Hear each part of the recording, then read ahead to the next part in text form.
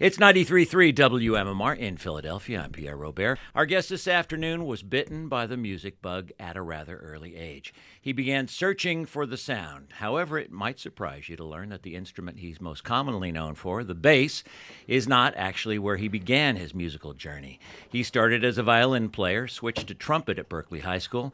He continued to play the trumpet for the College of San Mateo and the school's big band, attending the University of California in Berkeley for a period, and continued his learning curves in a variety of musical studies. It was while volunteering as a recording engineer at a community radio station, KPFA, that he met a bluegrass and banjo player by the name of Jerry Garcia. Although not fluent on the bass, he was talked into becoming the bass player for Jerry's new group called the Warlocks in about 1964. Not long after that, the band's name was changed to the Grateful Dead, and it is a great pleasure to welcome the bass player from that band, whose current band, Phil and Friends, is in at the Tower Theater tonight. Ladies and gentlemen, Phil Lesh. Once again, good morning, and thank you. It's so cool to have you here. Thank you so much. Thank you for helping out with our shows and everything. It's been gratifying. Well, it's a pleasure to have you. We've had a long association with the Dead. Phil and Friends has had so many different players in them throughout the years. Can you give us an idea of who's in the band we're going to see this evening? Oh well, we have some extraordinary musicians with us during this run. We have Anders Osborne from New Orleans. We have Luther Dickinson from North Mississippi. We have my son Graham from Terrapin Crossroads on guitar and vocals, and we have Jason Crosby, who's a well-known New York player. We have Tony Leone playing drums, and I have to say this is one of the most exciting lineups I've ever had the privilege to perform with. There have been so many. I mean, so many legendary names. What makes this one so exciting? It's the chemistry, basically, and the thing that the poetry that these guys bring to their music. It's like we'll be playing along, and all of a sudden something totally new will just emerge, and these guys just pounce on it and take it to some cosmic level. And this happens over and over and over again with this band, and it's just exhilarating. Your son Graham's band, called American Jubilee, opens the show. That's actually my other son, Brian. Oh, I'm sorry. So. But isn't American Jubilee opening the show? Yes, they are. But so Brian is in that band and on tour with you as well as Graham. Yes, yeah. It's a family affair. That's awesome. So what is it like playing with your sons, having them that close to you musically? It is the best thing in the universe. I mean, I can't even. Words fail me. It's magical. It's totally fulfilling. It's like, and when we sing together, we have this genetic harmony blend. Sometimes it's really creamy, and then sometimes it's really edgy and tough. But it's always this unique kind of beautifully colored blend. Well, some people have called it Phil Harmony. That's a takeoff on Philharmonic. Yeah, and. I guess I just think of it as the Lesh genetic blend. I would think they would have music in the blood. I had the occasion to talk with Trixie Garcia and Justin Kreutzmann regarding the new film that's just out about Jerry's birthday a year ago that was filmed at Bob's studio. Oh, right, yeah. And there are so many aspects of that was interesting, but one of my questions to them was what it was like growing up as a child of a member of the Grateful Dead. And Trixie had the greatest line. She said, well, if you don't mind just getting hugged by total strangers all the time in public, that was a great thing. And they both just said, well, it was just our dads. Yeah. And then Justin said the most funny thing. He said, to me, it was all like one long song.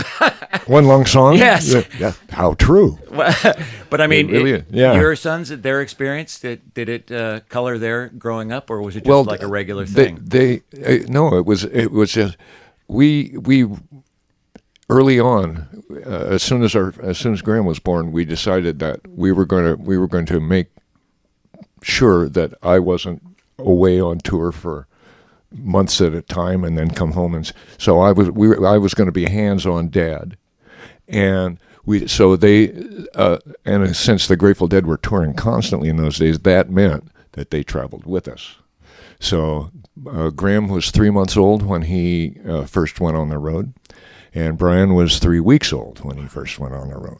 And so they are road warriors from the get-go. And it was just like, for them, it was just like traveling with the family all the time. Now, the band Phil and Friends, who are in town at the Tower Theater, a few tickets remain at Ticketmaster or at the door, by the way, should you desire to go, and I highly recommend it. You play some Grateful Dead music, you do some covers, but on this particular tour, I think at least in the New York section of it, you broke out a legendary album by the Rolling Stones.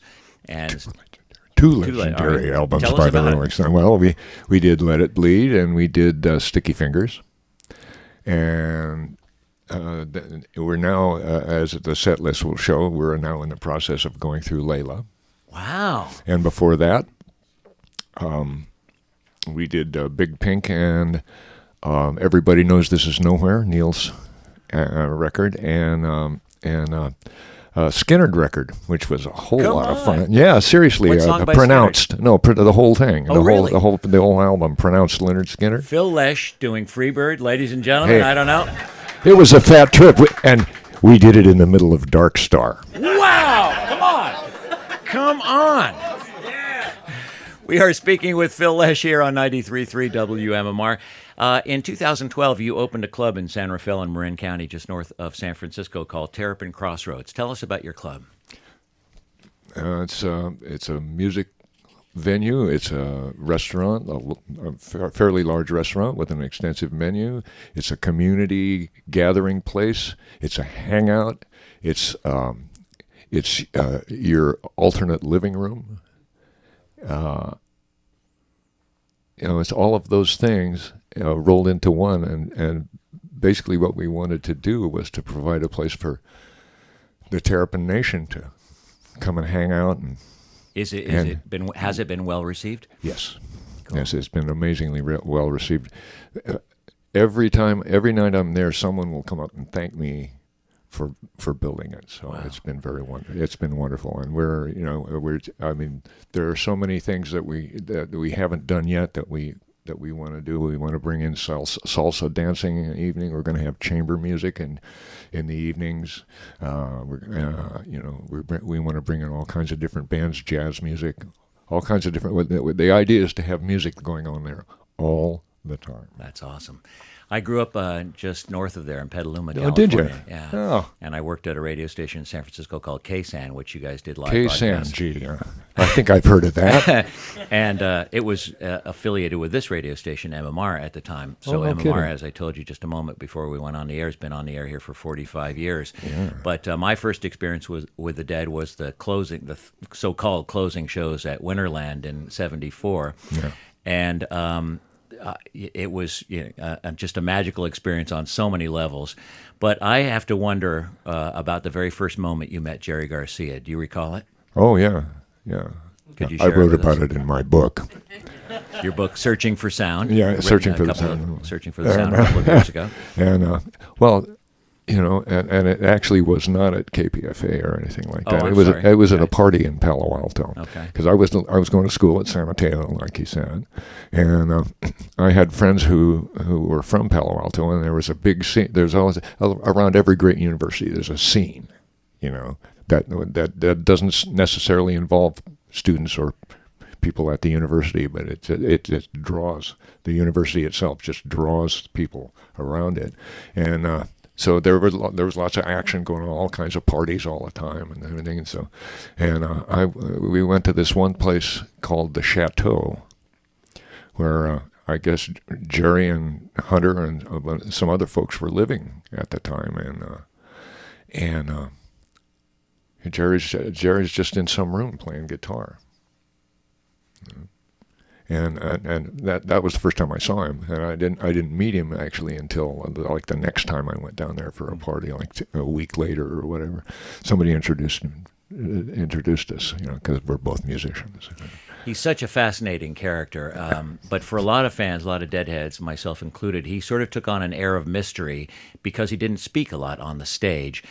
So people would ascribe all sorts of things. He's wearing a black T-shirt, that means this. Project right on him. He's wearing a red T-shirt tonight, that means the moon is full, or all of these things. And I got to interview him one time, and he laughed heartily. And I think what a lot of people maybe don't realize about him is the incredible sense of humor that he had and the self-deprecating attitude that he took. Yeah, he was.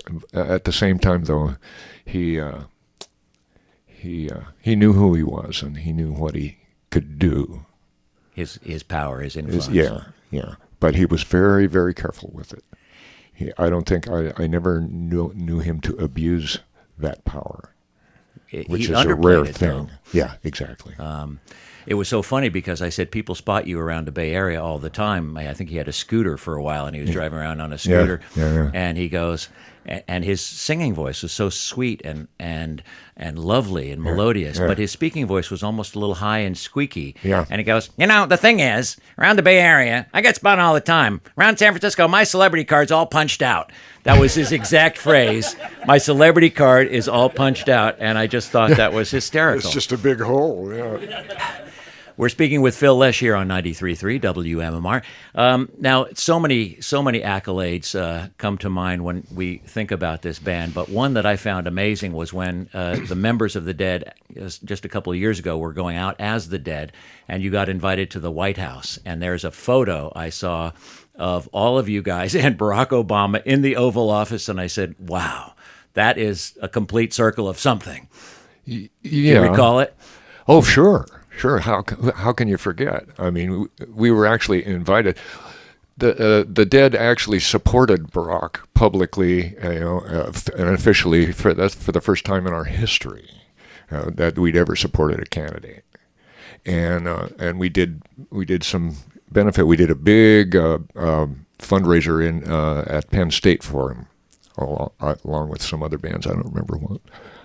And So after the election, we got to play the inaugural ball as well. Wow, that's so cool. I heard that they had scarlet begonias in the waiting room. I don't know if that's true. They actually did. It's kind of funny. You go in this one door, which is right off of the driveway, and there's this corridor, and you don't notice at first that the wall is curved. But there's a door in the wall, and there's a few chairs and some tables with the scarlet begonias on them, and we're just sort of milling around in there, and all of a sudden this door pops open, and the president walks out. Said, "Hey guys, come on in." And so we realized we were just on the other side of the Oval Office because the wall's curved like that. So that was a magical moment. What about the Rock and Roll Hall of Fame induction? I think in 95 or 94. I think it was 94. Did that mean something to you guys collectively? Yes and no, I guess. Why do you laugh like that? Well, because first of all, Jerry refused to attend. I don't know if you guys know that, but Jerry refused to attend. So Mickey brought along a cardboard cutout of Jerry. And we set it up there when we got the award. But the thing about the Rock and Roll Hall of Fame is it's congratulating you for selling a bunch of records. It doesn't really mean anything historically other than that. So we have mixed feelings about it. When you think about accolades that other musicians, which is probably far more important to you, have paid you, covers, I remember the Dedicated album in the 80s with all kinds of people playing great Dead songs like Los Lobos doing Bertha. Yeah. My favorite, perhaps the most ironic, was Warren Zevon doing Casey Jones, which was amazing. Yeah. Of all the tributes that have come out of the Dead, and then last year Tom Petty released a live anthology, and he had done a residency at the Fillmore, and I don't know if you've heard his version of Friend of the Devil. I have. I like it a lot. Isn't it amazing? Yeah. Do you have a favorite, because you guys have done so many covers, and Phil and Friends does so many covers. Do you have a favorite version or ones that really intrigue you of bands who have covered you? Well, there's this one album that's out called Phanarion. It's by this guy Emery Joseph, whom I'd never heard of, but he really gets the essence of the songs, I think, really well. So the other more commercial ones didn't grab you as much. Okay, fair enough. That's fine. Now, I may not have heard all of them either. in terms of great tributes, you have some classical training in your background, and what I found amazing was last year, the great Warren Haynes, who's been a friend of this program for a long, long time, took an orchestra out playing Jerry's music and played it at the Beautiful Man Music Center, where Further was earlier this summer. And Warren is such a talent in his own right. But I was fascinated when he came in here. I said, the Dead is known for the extended jam. How do you get an orchestra to jam? And he said the most amazing thing. He said, we took a Dead show that we really liked and charted it so that the orchestra could go on what looked to be a jam, but in fact it was all charted out. Interesting. Isn't that fascinating? Interesting. I wish I'd heard that. I wasn't able to get into any of those. Well, I think he concluded it at Davies Hall in San Francisco. Yeah, he did, and he invited me to come out, but I had something going at the Crossroads, so I couldn't make it. Now, in terms of people you've played with, there's been so many cool ones, but Bob Dylan comes to mind, the Dylan Tour. Do you have memories of that? Oh yeah. It was my best memory is having Bob sign a poster for my boys. Wow. Writing it to Brian. Wow. And all that, and then he while we were playing, he would occasionally show up on the side of the stage in his hoodie. Sometimes he used to he would ride around wherever he was touring. He'd ride around on his bicycle with his hoodie, and his fingerless gloves and shit, just some anonymous weirdo, Is he accessible? So he would come up in that garb, and stand by the soundboard and the monitor board and watch us play, and it was gratifying to see that he was interested in what we were actually doing. What was your take on him? Is he accessible? Is he someone you can get? He, again, because he doesn't speak a lot, doesn't do a lot of interviews, and on stage is virtually silent, as was Jerry. So you. Yeah, I try to avoid projecting onto Bob, of all people. Okay. Because he's indicated over and over and over again that, what does he say? He said, everybody wants me to be just like them, And I try my very best to be who I am, and everybody wants me to be just like them. And so, so I try to be very respectful, because I have an enormous amount of respect and admiration for Bob. It had to be a gas playing with him. It is, but my other memory of that tour is I actually sat in with his band, and we played a few tunes. And when Bob and I had discussed touring together, the first thing he said to me was, man, I don't jam. Okay, you don't have to jam. But then we're up there and we're playing away, and we're jamming. So I walk over to him and I say, "Hey, Bob, we're jamming now." and he had to look up and he laughed. I love unique pairings and great combinations, and I was lucky enough as a kid to go to Bill Graham, the legendary concert promoter, whose favorite band was the Grateful Dead, and whose saying was, they're not the best at what they do, they're the only ones who do what they do. Put on a series of shows for a number of years at the Oakland Coliseum called Days on the Green. Yeah. And there was a one-off with the Grateful Dead and The Who, two bands you would not expect to see on the same bill. And it was so creatively done that on the left bank of speakers, it was a cloth covering it that was a landscape of San Francisco. Over the arch of the stage was the Golden Gate Bridge halfway through. Then it turned into the London Bridge. Tower Bridge, yeah. The Tower Bridge, right. Yeah. And then on the right side was the cityscape of London. When you guys played, there were American phone booths on the stage and American street lights. Bill Graham. When The Who played, there were British telephone booths and British streetlights. And Pete Townsend later on that day said, "What a great privilege it is to have shared the stage with the Grateful Dead." And that's a comment I never would have thought of. Any memories of that day? Yeah, it was like one of the most rockin' shows ever produced anywhere. I mean, they tore it up like they always do. Yeah. But and we didn't play badly either. Did you hang with them? A little bit. Because there were British and American flags everywhere. Yeah. I would love to see a Jerry Pete jam. Talk about jams. Yeah. I guess we probably won't see that now. No, I guess we won't. We're speaking with Phil Lesh here on MMR. I want to ask the audience, how many of you have checked your donor card on your license? And raise your hands, clap. please. Clap. Let's hear a clap on it. That's good. Most Thank of our you. studio audience have. Thank you. I mention that because of the fact that at the end of every show before the encore, you come out and make an impassioned plea for people to do just that. Check that donor card on your license. It affected you personally. You have had a liver transplant. If you could take it back to when you first learned there was a problem and give us a little chronology. Oh, okay. I was having digestive issues in 1987, and I did some tests, and my liver enzymes came back elevated, and at the time they didn't know what it was. It was what they now call hepatitis C, but they had to call it non-A, non-B, because all they knew was that it wasn't A and it wasn't B, and it was some kind of hepatitis. And the hepatitis C is the one that's viral, and it's incurable. I mean, it stays with you forever. Although they are developing a medication for it now. And so fast forward 2 or 3 years, and I finally decided to quit drinking.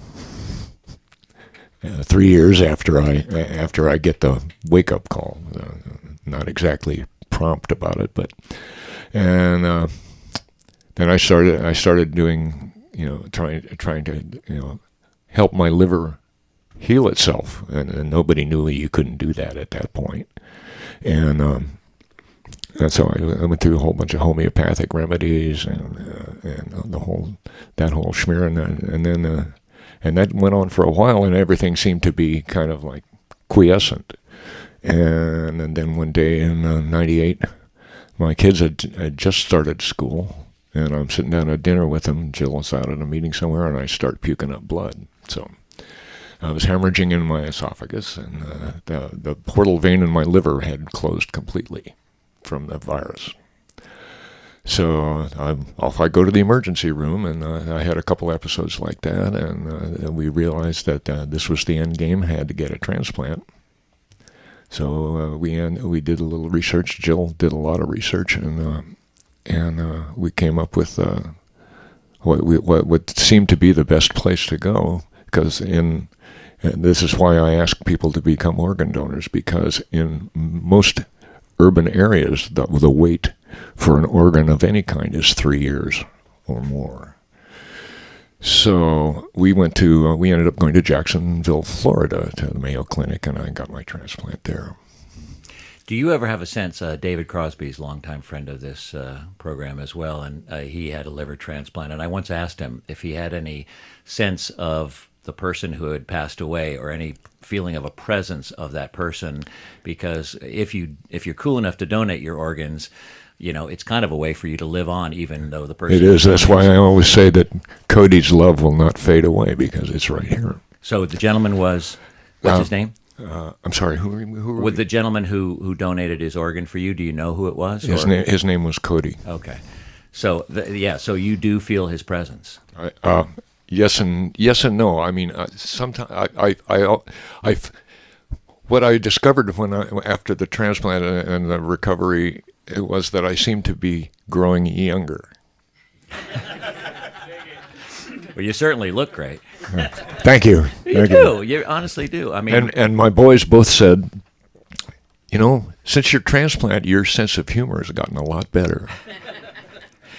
And also I discovered a serious sweet tooth that I hadn't had before. So little stuff like that. Was it difficult for you to stop drinking? No. When the moment came and the decision was made, it was just like, and it was the same way with smoking, with cigarettes. I just said, I've had enough of this, because I would get asthma attacks from smoking. When you look back at Jerry and his battle with addiction over so many years, do you think he was ever capable of conquering that? Do you think he could have gotten through it? I do not know. I do not know.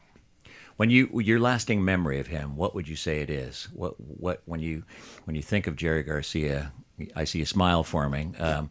What comes to your mind? All kinds of things. But I think the one image that I get is in the Los Trancos woods above Palo Alto, like 1964, and Bob and Jerry and I are up there. We're floating around, and Bob and I go down to into some gulch, and to look at the water flowing down, and we come back, we make our way back up, and here's Jerry on all fours, crawling around the path, like he was a wombat or some kind of prehistoric creature. And he sees us coming, and he gets this silly little look on his face, and then he just rolls over on his back and starts looking at the clouds.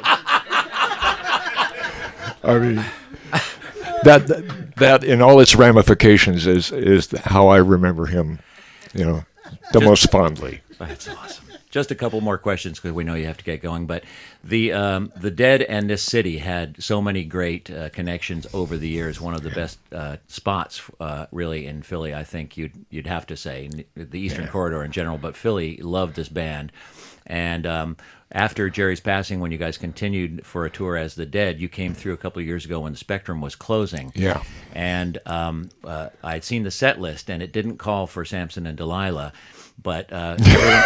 As the encore, of the last night, you did 2 nights there, and the people at Electric Factory gave you the banner that said the Grateful Dead, because the Dead had played in that building more times than locals like Bruce Springsteen or Billy Joel. Right. You guys held the record for performances there, and so many great shows there.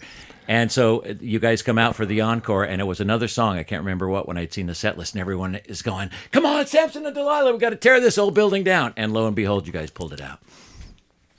Any memories of that building? They're all run together. Right. It's just like one big cavern with lots of screaming people and loud music. It's all, it's really hard to pick out one thing when you've been on the road for 47 years. I hear that you're not going to tour much over That's 2014. Correct. That you're That's just going to. We have an exclusive for 2014 with Peter Shapiro at the Capitol Theater and his venues in Las Vegas and in London. Do you see any more further? He's got a few more dates in Mexico, but do you see further doing anything?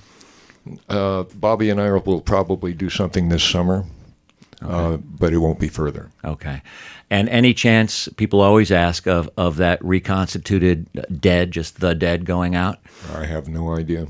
You never say never in Grateful Dead world, I know that. No. But we never say yes positively either.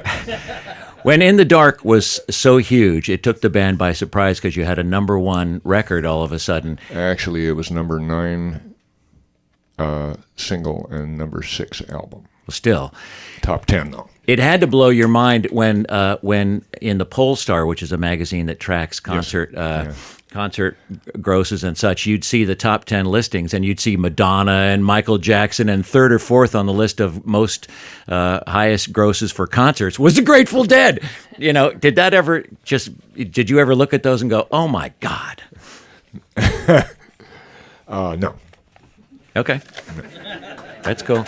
All right, we know you have to get going. I have a million more questions, but we want to close with the great song that you sing from American Beauty, "Box of Rain." What would you tell us about this song? Well, it turns out I was writing it for my father, who was passing at the time, and Hunter somehow intuited this because I just wrote the accompaniment and the melody, and I sort of went la la la la la la la on a recording, and gave it to Hunter, and he came up with these words, which were they still send chills up and down my spine. It's like, what do you want me to do? To do for you, but love will see you through. A box of rain will ease the pain. So,